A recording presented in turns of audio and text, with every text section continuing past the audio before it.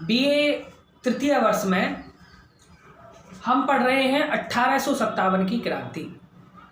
1857 की क्रांति का परिचय और स्वरूप हमने पूर्व की वीडियो में पढ़ा था।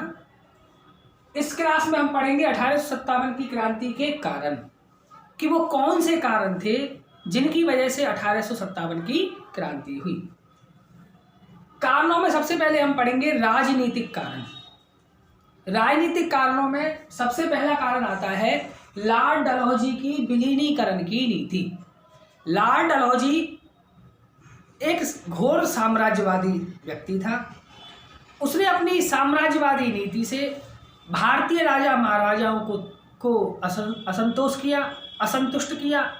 उसने गोद निषेध नीति के अनुसार सतारा, नागपुर, झांसी, संबलपुर, जैतपुर, उदयपुर आदि रियासतों को अंग्रेजी साम्राज्य में मिला लिया। गोद निषेध नीति उसके द्वारा प्रतिपादित की गई, जिसके अंतर्गत जिन राजा महाराजाओं के कोई संतान नहीं होती थी वह कोई पुत्र गोद नहीं ले सकते थे, और उनकी मृत्यु के बाद उनकी जो एक तरीके से उनकी जो रियासत थी उस रियासत को ब्रिटिश शासन में मिला लिया जाता था। तो अपनी गोद निषेध नीति, जिसको एक तरीके से व्यपगत का सिद्धांत भी कहा जाता था, उस गोद निषेध नीति का अनुकरण लॉर्ड डलहौजी ने किया, और उस गोद निषेध नीति के अंतर्गत उसने सतारा, नागपुर, झांसी, संबलपुर, जैतपुर, उदयपुर आदि देशी रियासतों को अंग्रेजी साम्राज्य में मिला लिया। डलहौजी ने अनेक भारतीय राजाओं तथा नवाबों की पेंशन बंद कर दी थी। उसने कुशासन का आरोप लगाकर अवध को अंग्रेजी साम्राज्य में मिला लिया था। हमने अवध के विलीनीकरण में इसको पढ़ा है कि किस तरीके से कुशासन का आरोप लगा करके अवध को ब्रिटिश शासन में मिलाया गया था। तो अवध को अंग्रेजी साम्राज्य में मिला लिया, जिससे भारतीय जनमानस तथा राजाओं में अंग्रेजों के प्रति असंतोष फैल गया। तो सबसे पहला राजनीतिक कारण था लॉर्ड डलहौजी की विलीनीकरण की नीति। दूसरा कारण आता है मुगल सम्राट के प्रति अपमानजनक व्यवहार। अंग्रेजों ने मुगल सम्राट के प्रति अपमानजनक व्यवहार किया, जिससे भारतीय मुसलमानों में तीव्र असंतोष था। British governor general Lord Canning ने मुगल सम्राट बहादुर शाह जफर को चेतावनी दी कि उनकी मृत्यु के बाद सम्राट की उपाधि समाप्त कर दी जाएगी और उनके उत्तराधिकारियों को लाल किला खाली करके कुतुब मीनार के पास रहना पड़ेगा। उसने मुगल सम्राट की जो पेंशन थी 1 लाख के स्थान पर 15,000 रुपये करने की भी बात कही। मुगल सम्राट के प्रति इस तरह का अपमानजनक व्यवहार करने के कारण भारतीय मुसलमानों में तीव्र आक्रोश व्याप्त था। इसके बाद आता है जमींदारों में असंतोष। अंग्रेजों ने भारतीय जमींदारों से भूमि छीनकर उन्हें नाराज कर दिया। अवध में कई जमींदारों को अपनी जायदादों से वंचित कर दिया गया। मणिपुर के राजा के 158 गांवों में से 136 गांव बिना किसी आरोप के छीन लिए गए। इस कारण जमींदारों में अंग्रेजों के प्रति असंतोष था। तो राजनीतिक कारणों में पहला कारण था लॉर्ड डलहौजी की विलीनीकरण की नीति। दूसरा कारण मुगल सम्राट के प्रति अपमानजनक व्यवहार अंग्रेजों द्वारा किया गया। जमींदारों में, भारतीय जमींदारों में अंग्रेजों के प्रति असंतोष। और चौथा कारण आता है नाना साहब की पेंशन बंद करना। नाना साहब पेशवा बाजीराव जो द्वितीय थे उनके दत्तक पुत्र थे। 1852 में बाजीराव द्वितीय की मृत्यु हुई और उसके बाद लॉर्ड डलहौजी ने नाना साहब की जो 8 लाख रुपए की वार्षिक पेंशन थी वह बंद कर दी, और उनकी जो बिठूर की जागीर थी उसको भी जब्त कर लिया। इस कारण असंतोष के कारण नाना साहब ने अंग्रेजों का विरोध किया। तो ये 4 राजनीतिक कारण रहे 1857 की क्रांति के। इसके बाद आते हैं सामाजिक कारण। सामाजिक कारणों में सबसे पहला कारण आता है अंग्रेजों द्वारा भारतीयों से अनुचित व्यवहार। अंग्रेजों द्वारा भारतीयों से अनुचित व्यवहार। अंग्रेज भारतीय लोगों को घृणा की दृष्टि से देखते थे। वे भारतीयों को ब्लैकमैन, मूर्ति पूजक सुअर आदि कहकर पुकारते थे। वह उनके साथ अपमानजनक व्यवहार करते थे। प्रथम श्रेणी के रेल के डिब्बों में भारतीय अंग्रेजों के साथ यात्रा नहीं कर सकते थे। यूरोपीय होटलों के बाहर लिखा होता था, कुत्तों और भारतीयों के लिए प्रवेश वर्जित है। तो अंग्रेजों द्वारा जब भारतीयों का अपमान किया गया, अनुचित व्यवहार उनके साथ किया जाता था, तो यह अनुचित व्यवहार 1857 की क्रांति का एक कारण बना। दूसरे नंबर पे आता है सामाजिक प्रथाओं पर प्रतिबंध। अंग्रेजों ने सती प्रथा, शिशु हत्या, बाल विवाह आदि जो सामाजिक प्रथाएं थी उनको बंद करने के लिए कदम उठाए और विधवा विवाह का उन्होंने समर्थन किया, जिससे जो रूढ़िवादी लोग थे वो अंग्रेज सरकार से नाराज हो गए।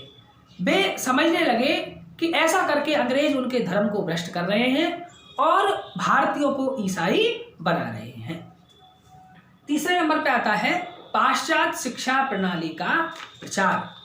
लॉर्ड विलियम बेंटिक के समय अंग्रेजी भाषा के माध्यम से शिक्षा देने तथा पश्चिमी ढंग की शिक्षा प्रणाली अपनाए जाने से भारत के कुछ प्रभावशाली वर्गों को आघात पहुंचा तथा इसे भारतीय शिक्षा प्रणाली तथा विचारधारा के लिए उन्होंने खतरा बताया।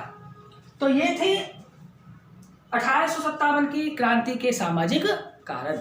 अब हम बात करते हैं धार्मिक कारण। धार्मिक कारणों में सबसे पहला आता है भारतीय संस्कृति का उपहास।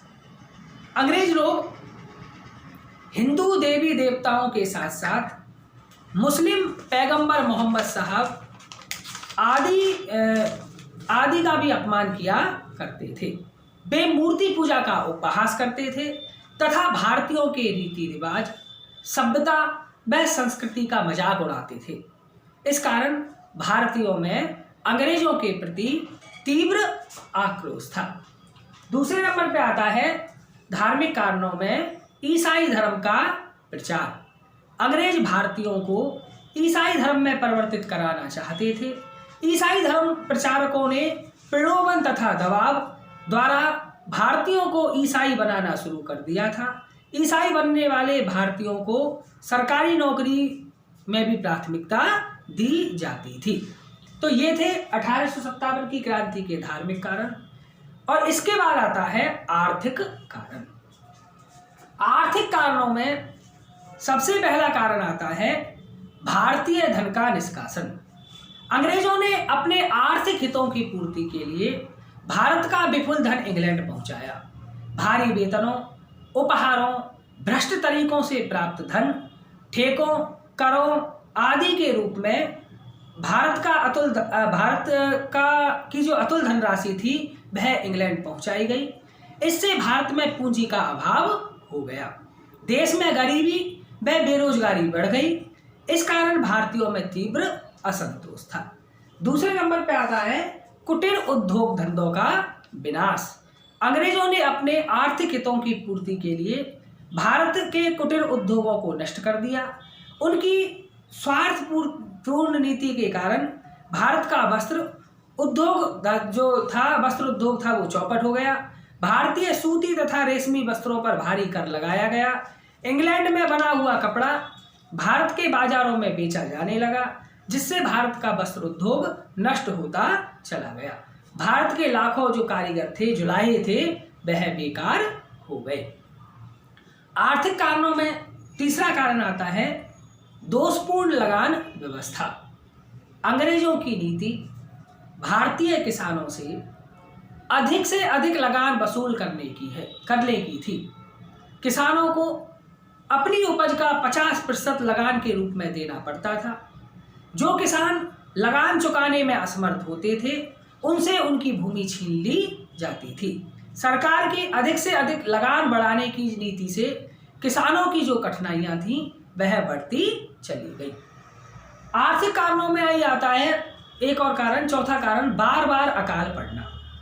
बार बार अकाल पड़ने से भारतीय किसानों की दशा बड़ी शोचनीय बनी हुई थी। अकाल के समय अंग्रेजी सरकार की उपेक्षा पूर्ण नीति से किसानों में बड़ा असंतोष था। पांचवा कारण आता है इसमें शिक्षित भारतीयों में असंतोष।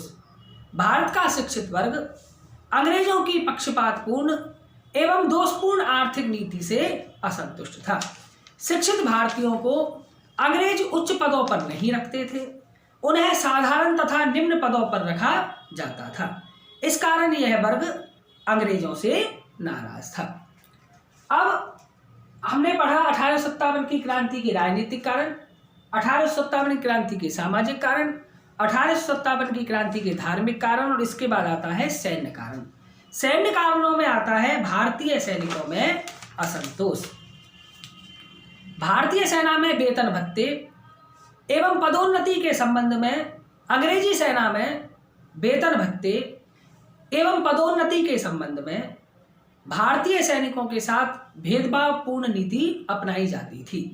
एक भारतीय सैनिक को 7 या 8 रुपये मासिक वेतन मिलता था और इस वेतन से ही उन्हें खाने का खर्च व वर्दी के पैसे देने पड़ते थे, जबकि अंग्रेज सैनिक को तकरीबन 60 से 70 रुपये प्रति माह वेतन मिलता था। इस प्रकार भारतीय सूबेदार को 35 रुपये मासिक वेतन मिलता था, जबकि अंग्रेज सूबेदार को 195 रुपये मासिक वेतन मिलता था। तो ये जो वेतन की विसंगति थी, इस वेतन की विसंगति के कारण भारतीय सैनिकों में असंतोष फैला हुआ था। दूसरे नंबर पे आता है अंग्रेजी सेना में भारतीय सैनिकों की संख्या अधिक होना। भारतीय और अंग्रेजी सैनिकों के अनुपात में बड़ी संख्या में बड़ी असमानता थी। 1856 ईस्वी में भारतीय सेना में 2,33,000 भारतीय और 45,322 अंग्रेज सैनिक थे। अतः भारतीय सैनिकों को इस बात का विश्वास था कि यदि अंग्रेजों के साथ उनका संघर्ष छिड़ गया तो पड़ला भारतीयों का ही भारी रहेगा। इसके बाद आता है सामान्य सेवा भर्ती अधिनियम। 1856 में लॉर्ड कैनिंग ने सामान्य सेवा भर्ती अधिनियम पारित करवाया, जिसके अंतर्गत नियम बनाया गया कि भारतीय सैनिकों को विदेशों में युद्ध के लिए भेजा जा सकता है। इससे भारतीय सैनिकों में असंतोष व्याप्त हो गया, क्योंकि वे विदेश जाना धर्म के विरुद्ध समझते थे। तो ये थे 1857 की क्रांति के कारण, राजनीतिक कारण, सामाजिक कारण, और इनमें जो एक प्रमुख कारण था चर्बी युक्त कारतूस का प्रयोग। चर्बी युक्त कारतूस का प्रयोग ही इस क्रांति का तत्कालीन कारण था, और इसकी वजह से ही 1857 की क्रांति हुई। तो ये थे इस क्रांति के कारण। इसके परिणाम हम अगली वीडियो में पढ़ेंगे।